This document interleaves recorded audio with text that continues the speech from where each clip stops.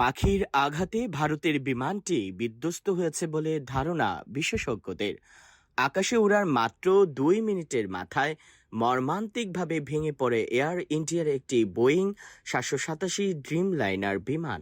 গন্তব্য ছিল লন্ডনের গেট উইক, কিন্তু পৌঁছানোর আগেই ছিন্ন ভিন্ন হয়ে যায় যাত্রীদের স্বপ্ন। ভয়াবহ এই দুর্ঘটনায় প্রাণ হারিয়েছেন 241 জন। আহমেদাবাদে এই প্রথম বোয়িং 787 বিধ্বস্ত হল এমন মর্মান্তিকভাবে।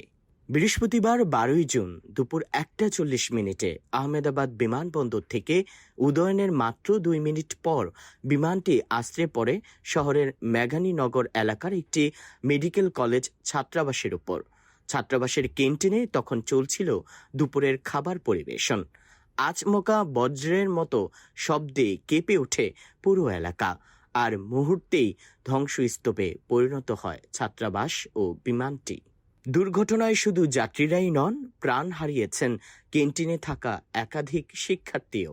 বিমানের ভিতরে থাকা যাত্রীদের মধ্যে 169 জন ছিলেন ভারতীয় নাগরিক, 53 জন ব্রিটিশ, 7 জন পর্তুগিজ এবং 1 জন কানাডিয়ান।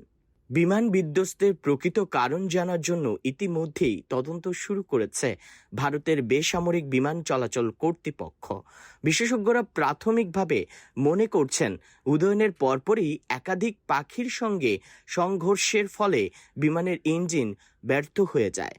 এতে প্রয়োজনীয় উড্ডয়ন শক্তি হারিয়ে ফেলে বিমানটি, আর সেটি ডেকে আনে এই ভয়াবহ বিপর্যয়। বিমানটির ব্ল্যাক বক্স উদ্ধার করা হয়েছে। তদন্তে এটি গুরুত্বপূর্ণ ভূমিকা রাখবে বলে জানিয়েছেন সংশ্লিষ্টরা। দুর্ঘটনার শিকার বিমানটি ছিল বোয়িং 787 ড্রিম লাইনার মডেলের, যা গত 14 বছর ধরে বিশ্বের বিভিন্ন দেশে নিরাপদে ফ্লাইট পরিচালনা করে আসছে। এই মডেলের বিমানে ইতিমধ্যে 1 বিলিয়ন যাত্রী পরিবহন হয়েছে এবং ফ্লাইট সংখ্যা ছাড়িয়েছে 50 লাখ।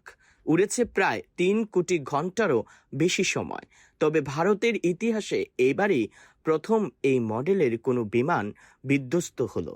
আহমেদাবাদের দুর্ঘটনাটি ভারতের ইতিহাসে ঘটে যাওয়া বিমান দুর্ঘটনার ভয়াবহ স্মৃতিগুলোর একটিকে সামনে এনে দাঁড় করিয়েছে। 1996 সালে হরিয়ানার চরখি দাদ্রিতে সংঘর্ষ হয় 2টি বিমানের। এতে প্রাণ যায় 349 জনের, যা এখনও বিশ্বের অন্যতম ভয়াবহ বিমান সংঘর্ষ। 2010 সালের 22 মে দুবাই থেকে আসা এয়ার ইন্ডিয়া এক্সপ্রেস ফ্লাইট 812 অবতরণের সময় রানওয়ে থেকে ছিটকে পড়ে খাদে, নিহত হন 158 জন। 2020 সালের আগস্টে কেরালার কোজিকোড়ে বৃষ্টি ভেজা রানওয়েতে অবতরণের সময় বিমান বিধ্বস্ত হয়ে প্রাণ হারান 17 জন। দুর্ঘটনার পর শোক প্রকাশ করেছেন ভারতের প্রধানমন্ত্রী নরেন্দ্র মোদী। এক্স সাবেক টুইটার দেওয়া বার্তায় তিনি বলেন, এই মর্মান্তিক দুর্ঘটনা বাকরুদ্ধ করে দিয়েছে আমাকে। ক্ষতিগ্রস্তদের পাশে রয়েছে। সংশ্লিষ্ট কর্তৃপক্ষ উদ্ধার ও তদন্তে কাজ করছে।